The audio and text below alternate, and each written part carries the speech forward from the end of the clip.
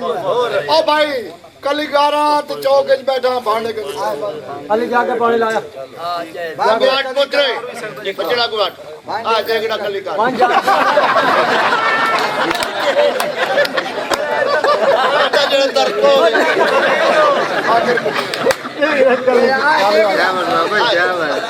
भांडा यो आंदा ही नहीं मधु सट्टा मार दिया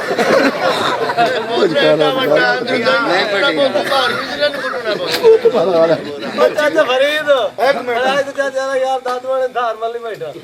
छाटम ने और बड़ा अच्छा तू डॉक्टर हो या मेरा मरीज है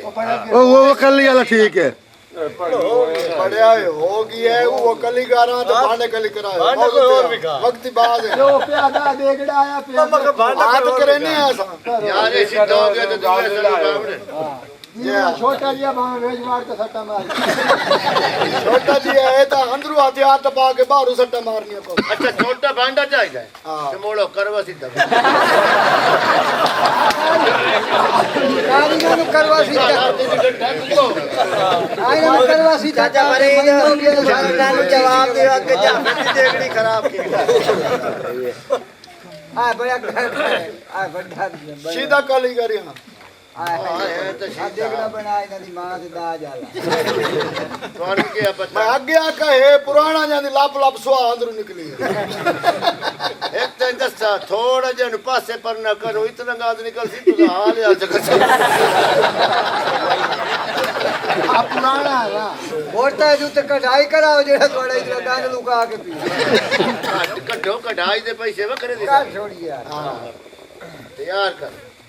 दिया नवी ऐस कली कर दी ने बूढ़ियां भाई डर लाया ठीक है सच्चा दे हां ये बूढ़ियां निकाल दो नु गाल ले सो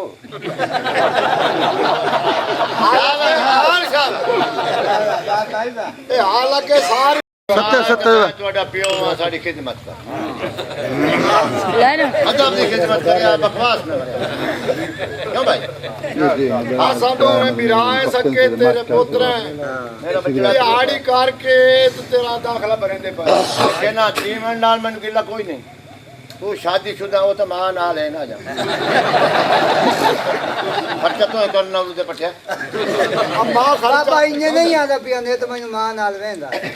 बंदा ही नाल ने तू चुप कर अपना खाना काबा है हां मान गए अलिया